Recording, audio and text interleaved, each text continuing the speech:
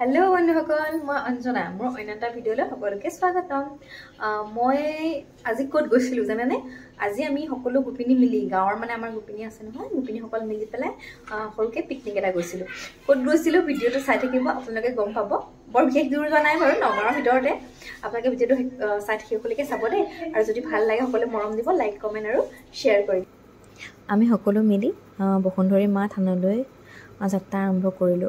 picnic বুলি নহয় আসলতে তীৰ্থযাত্ৰা বুলি ক'ব পাৰি সকলো মিলি গোপিনীসকল আমি মিলি পেলাই বসুন্ধৰী মা থানলৈ বুলি যাত্ৰা কৰিলো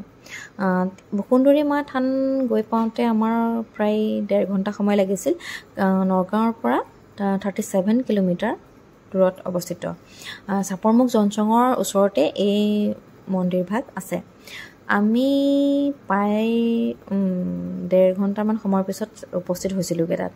তাৰ পিছত সকলোৱে পূজা অৰ্চনা কৰিলে তাৰ পিছত আমি গাঁৱৰ সকলো মিলি পেলাই শৰাই দিছিলো যিসকল গোপিনীসকল মিলি শৰাই দিছিলো তাত এটা সবতকৈ ডাঙৰ এটা লোকবিশ্বাস আছে যে তাত মাঘ মাহৰ শুক্লপক্ষৰ একাদশী বসুন্ধৰা অৰ্থাৎ পৃথিৱীয়ে একাদশীৰ ব্ৰত পালন কৰিছিল বুলি জনা যায় আৰু এই পুণ্যতিথিত মা বসুন্ধৰী থান যদি আমি দৰ্শন কৰোঁ আমাৰ মনোকামনা পূৰ হয় বুলি তাৰ লোক জনজাতিসকলৰ বিশ্বাস আছে আজিও সেই কাৰণে কি কৰে এই যে শুক্ল পক্ষৰ একাদশীত সকলোৱে তাত ডাঙৰকৈ মেলা আয়োজন কৰে তাৰ যিসকল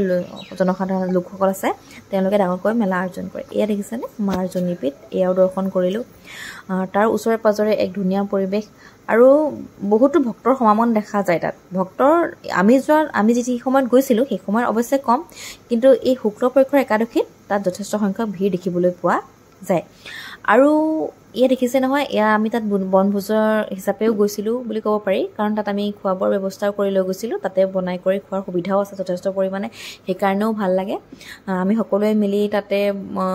খোৱা যা যোগাৰ কৰিলোঁ দুপৰীয়া সাঁজটো তাতেই সকলোৱে মিলি খালোঁ নিৰামিষভাৱে ভাল লাগিলে খোৱা বোৱাৰ শেষ হোৱাৰ পিছত ওচৰতে আমাৰ আমচৈ পাহাৰ আছে আমচৈ শিৱকুণ্ড এই পাহাৰৰ বৰ সুন্দৰ পৰিৱেশ তাতো পিকনিক হিচাপে খাব পাৰি তাত অৱশ্যে পিকনিক বুলিয়ে যোৱা যায় বাৰু ইয়াত অৱশ্যে এয়া মন্দিৰ ভাগত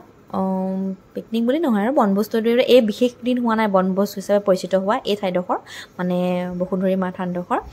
ইয়াত অৱশ্যে আগতে মন্দিৰ হিচাপে আছিল তাৰপিছত লাহে লাহে বনভোজস্থলী ৰূপেও অকণমান পৰিচিত হৈ পৰিছে তাৰপিছত আমি লাহে লাহে আহিলোঁ আমচৈ পাহাৰলৈ বুলি আমচৈ পিকনিক স্পটলৈ আহিলোঁ আমি এই আমচৈ পাহাৰ আছে আপোনাৰ 37 নং ৰাষ্ট্ৰীয় ঘাইপথৰ গেটৰ পৰা 10 কিলোমিটাৰ ভিতৰলৈ গ'লে নৰগাঁও কাৰ্বি আংলং সীমান্তত এই শিৱকুণ্ড অৰ্থাৎ আমচৈ পাহাৰ অৱস্থিত এই আমচৈ পাহাৰ বৰ্তমান প্ৰাকৃতিক সৌন্দৰ্যৰ লগতে চাহ বাগান আছে শাৰী শাৰী পাহাৰ আছে নিজৰা আৰু শাল চেগুন গছ আছে আৰু মানে ইমানেই সুন্দৰ সেউজীয়া মনোমোহা পৰিৱেশ তাত সঁচাই সুন্দৰ এটা পৰিৱেশ গঢ়ি উঠিছে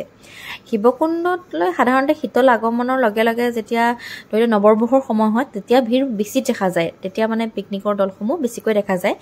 এতিয়া অৱশ্যে ভিৰ কম তথাপিতো এতিয়াও অৱশ্যে বেয়া লগা নাছিল দেই ভালেই লাগিছিল বাৰু আৰু এই যে দেখিছে নিজৰা এই নিজৰাটো বৰপানী নদী হিচাপে জনা যায় বুলি মানে ওচৰৰ লোকসকলে কৈছে আৰু আমি বিশেষকৈ নাজানো আৰু মই এই অপূৰ্ব প্ৰাকৃতিক সৌন্দৰ্য অধিক মাত্ৰা এই নদীখনেই প্ৰদান কৰিছে গম পায়নে বৰপানী নদীখন যে 17শ শতিকা জনজাতিসকলে তেতিয়াহে আৱিষ্কাৰ কৰিছিল যে বসুন্ধৰী মাৰ এখন থান আছে আৰু তাৰপিছতে এয়া বৰনদী পানীও এনেদৰে বৈ আহিছে এখন আমচৈ বা শিৱকুণ্ড আছে বুলি তেওঁলোকে 17শ শতিকাত জনজাতিসকলে গম পাইছিল বা আৱিষ্কাৰ কৰি উলিয়াইছিল আৰু ৰজাদিনীয়াৰো বহুতো অধিকাৰ জড়িত হৈ আছে বাৰু বিশেষ মই ইমান নাজানিম কিন্তু হ'লেও ইয়াত বনভোজস্থলী হিচাপে যদি আপুনি খাবলৈ আহে বৰ সুন্দৰ পৰিৱেশ